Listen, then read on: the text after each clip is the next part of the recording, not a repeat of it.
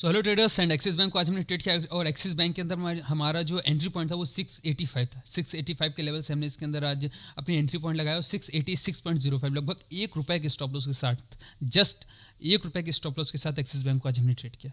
Okay, सो बहुत अच्छा trade था ये हमारा और 679.10 पर हमने अपनी टारगेट्स बुक किए। 1:5 प्लस इसके अंदर हमको टारगेट्स हमारे अचीव हुए हैं। बहुत अच्छा टारगेट हमको मिला और प्राइस देखिए लेवल्स को ब्रेकआउट कर देने के बाद और भी स्पीड से नीचे जा रहा है। ओके, सो निफ्टी के लेवल्स हैं। इसमें एक चीज़ थी कि निफ्टी इतनी 100 पॉइंट्स का मूव इसने अप साइड की तरफ दिया, बट एक्सिस बैंक ने एक भी बार अपने रेजिस्टेंस लेवल 685 एक्सिस बैंक के लिए एक रेजिस्टेंस लेवल था आज के दिन। ओके, सो एक भी बार उसने अप साइड की तरफ ब्रेकआउट नहीं किया और वहीं से निफ्टी एक्सिस बैंक नीचे की तरफ गिरा है। ओके, सो ये कैंडल इसके बाद में 685 के ऊपर क्लोज नहीं करना, ब्रेकआउट नहीं करना, वापस यहाँ से गिर जाना। एक बहुत अच्छे सेलिंग प्रेशर में एक्सिस बैंक था, अच्छा हमको प्रॉफिट एक्सिस बैंक आज दे करके गया। ओके, सो ये मेरा पीएनएल है। इसके अंदर हमने आज 1904 क्वांटिटीज़ के साथ ट्रेड किया। एंट्री पॉइंट हमारा 685 था और एग्जिट पॉइंट था 679.10। Okay, 679.10 clear. एंड ओवरऑल जो हमारा इसके अंदर प्रॉफिट है 11,233 रुपये 60 का प्रॉफिट है। सो एक अच्छा ट्रेड हमारे लिए एक्सिस बैंक। और इसके आगे जितना भी वीडियो सिर्फ और सिर्फ प्राइस एक्शन के ऊपर है। सो अगर आपकी प्राइस एक्शन पर इंटरेस्ट है, प्राइस एक्शन में इंटरेस्ट है, तो आप आगे की वीडियो देख सकते हैं, वरना यहाँ पर आप वीडियो क्लोज कर सकते हो, क्योंकि इसके आगे और कुछ भी नहीं है, सिर्फ और सिर्फ मेरी एनालिसिस के अलावा। ओके, सो आगे मैंने कैसे एंट्री ली, क्या स्टॉप लॉस था, कहाँ टारगेट्स मैंने लगाया, लाइव मार्केट में क्या मेरी साइकोलॉजी चली, सिर्फ इसी के ऊपर हम बात करेंगे और लाइव मार्केट में प्राइस को एनालाइज करने की कोशिश करेंगे। Okay, so thank you and welcome to our live market session. Hello traders and welcome to aces trading studio. And अभी साइड पैनल पर आप टाइम देख सकते हैं, 1:12 हो रहे। एक्सिस बैंक के अंदर हमारी एक एंट्री कन्फर्म हुई है। ओके, सो एंट्री हमने इसके अंदर ली है 685.0 पर। ओके, 685.0 पर हमने इसके अंदर एंट्री ली है और अपना स्टॉप लॉस जस्ट थोड़ा सा ऊपर ₹1 ऊपर हमने अपना स्टॉप लॉस लगा रखा है 686.05। ये हमारा स्टॉप लॉस है। ओके, और जो इसके टारगेट्स हैं, देखिए एक छोटा स्टॉप लॉस होने की वजह से हमने जिसके अंदर टारगेट अपना रखा है ना, ये टारगेट कोई बहुत बड़ा टारगेट नहीं है एक्सिस बैंक के लिए, बट एक छोटे स्टॉप लॉस की वजह से ये टारगेट भी एक बड़ा टारगेट हो जाता है। ओके, सो एक छोटे से टारगेट में एक अच्छा रिस्क एंड रिवॉर्ड रेशियो हमें एक छोटे से ट्रेड में मिल जाएगा, अगर ये ट्रेड हमारे फेवर में जाता है। अगर इस ट्रेड के अंदर हमको हमारा टारगेट मिलता है, तो ये मान के चलिए इतने से टारगेट के अंदर हमें 1:5 प्लस का टारगेट मिलेगा।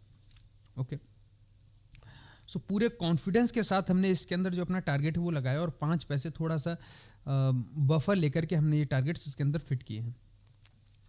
डेली टाइम फ्रेम पर एक चीज़ देखिए, बहुत ज़्यादा ही कॉन्फिडेंस आता है डेली टाइम फ्रेम पर एनालिसिस कर लेने के बाद।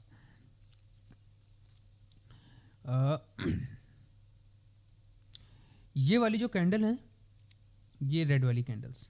ओके, प्राइस नीचे से कहीं से ऊपर की तरफ चढ़ के आया था, एक बार देखिए जरा यहाँ से। ओके, इधर से देखिएगा कि प्राइस नीचे की जर्नी अपनी पूरी करके अप साइड की तरफ आया, हायर हाई हायर लोज लग रहे हैं, वापस से हायर हाई हायर लोज लगे। ये लास्ट कैंडल थी जहां पर रेड कैंडल का फॉर्मेशन हुआ है, ये लास्ट जगह थी, यानी कि इस लेवल से यहां पर प्राइस को रेजिस्टेंस का सामना करना पड़ा। ओके, यहां से इसे रेजिस्टेंस का सामना करना पड़ा और प्राइस में रेड कैंडल्स का फॉर्मेशन हुआ लगातार 2 दिन तक। ओके, रेड कैंडल के फॉर्मेशंस के बाद देखिए वॉल्यूम्स यहाँ पर हमारी कमज़ोर हो रही हैं, वॉल्यूम्स कमज़ोर हो रही हैं और प्राइस नीचे की तरफ आ रहा है। इसका क्या मतलब है कि नीचे आने का जो इसका जो बोल सकते हैं स्ट्रेंथ है वो बहुत कमज़ोर है। ओके, क्योंकि वॉल्यूम्स इस तरह की हैं और प्राइस भी इस तरह का है। ओके, वॉल्यूम्स कमज़ोर हैं, प्राइस नीचे गिरा, मतलब कि नीचे आने में प्रॉब्लम है स्टॉक को। ओके, सो यहाँ पर इसको रेजिस्टेंस मिला और इस वाले रेजिस्टेंस को इस वाली कैंडल ने अप साइड की तरफ ब्रेकआउट किया, बट सक्सेसफुली अप साइड की तरफ क्लोज नहीं हो पाई। ओके, और प्राइस वापस नीचे की तरफ आकर के क्लोज हो गया। ठीक है, लास्ट ट्रेडिंग सेशन यानी कि कल देखिए मार्केट ने वापस से यहाँ पर कोशिश की और ये जो 2 रेड कैंडल्स बनी ना, इस वाली कैंडल ने 12 तारीख की कैंडल ने हाई हाई पर क्लोज नहीं किया था, बट 13 तारीख को प्राइस हाई की तरफ क्लोज भी किया है। इन वाली कैंडल्स का भी ब्रेकआउट किया, प्लस 12 तारीख की कैंडल्स का भी अपसाइड की तरफ ब्रेकआउट हो गया। ओके, इन ब्रेकआउट से हमें ये पता चल रहा है कि प्राइस यहाँ का भी एक सिग्निफिकेशन अपना रखता है, और ये वाली जो कैंडल है ना, ये भी अपना खुद का एक सिग्निफिकेशन रखती है। ओके, आज के प्राइस को ट्रेड करने के लिए हमने क्या किया है, जो ये वाली कैंडल ने यहाँ से फेल होकर के नीचे की तरफ गिरी थी। ओके, जब इन दो रेड कैंडल्स का हाई की तरफ प्राइस ब्रेकआउट करने की कोशिश कर रहा था, तो प्राइस इस वाले लेवल से कहीं नीचे की तरफ गिरा था। ओके, तो ये वाला जो पॉइंट है जहां से प्राइस नीचे की तरफ गिरा है, हमने इसी को अपना एक रेजिस्टेंस माना है आज के ट्रेडिंग सेशन के लिए। इसको अपना एक रेजिस्टेंस माना आज के ट्रेडिंग सेशन के लिए, इस वाली कैंडल को। सो ये वाली कैंडल हमारे लिए, इसका हाई हमारे लिए एक रेजिस्टेंस कैंडल का काम करेगा। ओके, अब क्योंकि प्राइस ने एक हाई वॉल्यूम के साथ प्राइस को अप साइड की तरफ ब्रेकआउट किया है। ओके, अप साइड की तरफ ब्रेकआउट कर देने के बाद अगर प्राइस वाकई में स्ट्रांग है, तो इस वाली कैंडल का हाई ब्रेक करके अप साइड की तरफ निकल जाना चाहिए उसको, लेकिन प्राइस ने हाई नहीं ब्रेक किया है और वापस से इस वाली कैंडल के अंदर जा करके ट्रेड करने लगा। इसका क्या मतलब होता है, प्राइस ने बड़ी मुश्किल से अपसाइड की तरफ क्लोजिंग की है, बट यहां हुआ क्या है कि प्राइस अपसाइड की तरफ ब्रेकआउट कर देने के बाद आज देखिए क्या किया है। अगर स्ट्रांग होता तो अपसाइड की तरफ ट्रेड करता, लेकिन इसकी जो ट्रेडिंग का जो एरिया बना वो यहां पर आकर के बना, और प्राइस अपनी 12 तारीख की कैंडल के अंदर ही ट्रेड करने लगा है। ओके, सो इस वजह से हमने 12 तारीख के हाई को अपना रेजिस्टेंस माना। ओके, और यही हमारा रेजिस्टेंस था। अब हमको एंट्री भी हमारे इसी लेवल्स के पास में ही चाहिए थी। सो आज देखिए क्या हुआ कि 685 उसी दिन का हमारा हाई है। प्राइस देखिए नीचे की तरफ गिरा है, प्राइस नीचे की तरफ गिरा है इस वाली कैंडल पर। ओके, यहां पर नीचे गिर जाने के बाद वापस ऊपर गया, फिर नीचे आया, फिर से ऊपर गया। 3 बार प्राइस एक ही जगह से रिजेक्ट हो रहा है। ये देखिए, इसका मतलब क्या होता है कि ये वाला जो रेजिस्टेंस है ना, ये हमारे लिए बहुत इंपॉर्टेंट रेजिस्टेंस का काम करेगा। अब क्योंकि जो हमारा स्टॉप लॉस है वो एक स्विंग हाई है, ओके, और एक अच्छा खासा गैप है प्राइस के बीच में, इस वजह से हमने अपना स्टॉप लॉस यहां पर लगाया हुआ है। ओके, तो ये तो हो गया मेरा एंट्री और स्टॉप लॉस। अब क्योंकि मैंने साइड पैनल पर आपको टाइम दिखाया कि 1:18 इस वक्त हो रहा है, तो ज़्यादा समय नहीं है हमारे पास, इस वजह से हमने जो उसके अंदर टारगेट्स हैं वो 679 पर लगाए हुए हैं। ओके, सो टारगेट्स भी सही हैं, स्टॉप लॉस भी मेरे हिसाब से सही ही है, और एंट्री भी हमने एक सही लेवल पर ली है। सो अब इसके अंदर हम एक अपने जो हमने टारगेट सेट किया, हम उस टारगेट्स के लिए वेट कर रहे हैं, और बहुत ज़्यादा उम्मीद है कि प्राइस नीचे की तरफ ब्रेकआउट कर सकता है। क्योंकि निफ्टी को देखिए आप, एक लेवल से ये इस वाले लेवल से प्राइस बिल्कुल भी नहीं रुकी, और higher high higher lows, higher high higher lows लगाते ही चली गई है। ओके, ये देखिए, higher high higher lows, higher high higher lows लगातार लग रहे हैं। वापस यहाँ से प्राइस रिजेक्ट हुआ नीचे की तरफ। ओके, इतनी बड़ी जर्नी के बावजूद हमारा जो एक्सिस बैंक है, ये हमको इसने एक साइडवेज मोमेंटम यहाँ पर दिखाया है।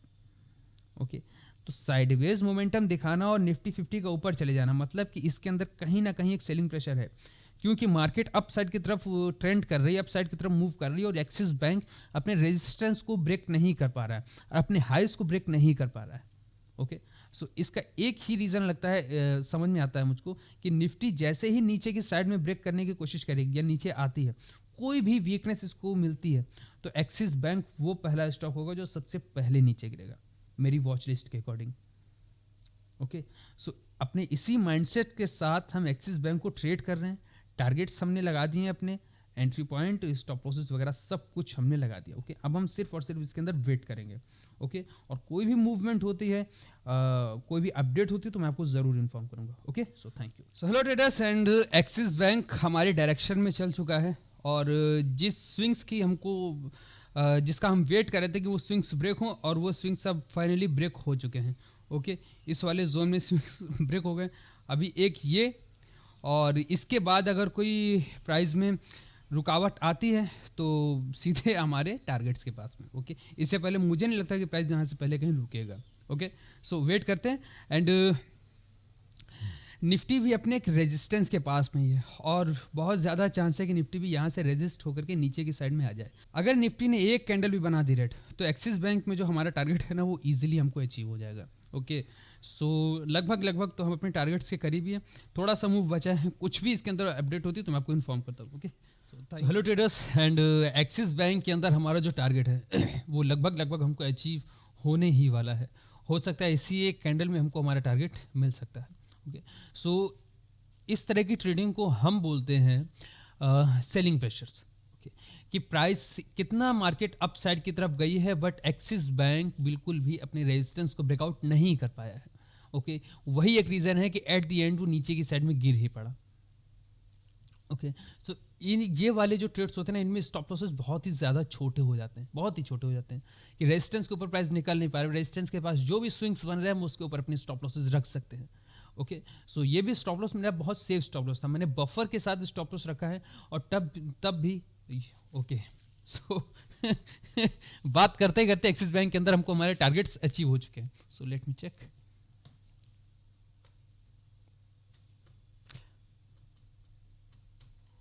ओके, सो एक्सिस बैंक से अब हम बाहर हैं। ओह शिट यार, शिट। सो ट्रेडर्स, आपके सामने ही है सब कुछ। एंड बहुत ज़्यादा खल जाता है कि जब हमारे टारगेट्स हमने लगा करके रखे हैं, प्राइस उसके नीचे भी बहुत निकलता है। हाँ, फिलहाल इसमें हम लोग कुछ नहीं कर सकते, हमको हमारे टारगेट्स मिले, अब हम यहाँ से अपना ट्रेड हमारा क्लोज हो चुका है, अब हम चाह कर भी कुछ नहीं कर सकते। Okay, so thank you, and अब हम मिलेंगे अपने कल के ट्रेडिंग सेशन में। ओके, सो तब तक के लिए थैंक्स एंड गुड बाय। और आज के ट्रेड बहुत ही अच्छा था, इसके जितना भी पैनल वगैरह सारा का सारा मैं अपने टेलीग्राम चैनल पर शो कर दूंगा, आप वहाँ से उसको ज्वाइन कर सकते हो, यहाँ से आप मेरे टेलीग्राम चैनल देख सकते हो। कभी कभी होता है कि हम लाइव ट्रेड नहीं कर पाते हैं, रिकॉर्ड नहीं कर पाते हैं इस, तो जब भी ऐसी सिचुएशन आती है हम टेलीग्राम चैनल पर सबसे पहले अपडेट करते हैं। ओके, और मेरा जितना भी पैनल वगैरह है, मार्किंग सारी की सारी शिट। सो ओके फ्रेंड्स, मैं यहाँ पर अपनी ट्रेड क्लोज करता हूँ। Okay, so thank you and we will meet again.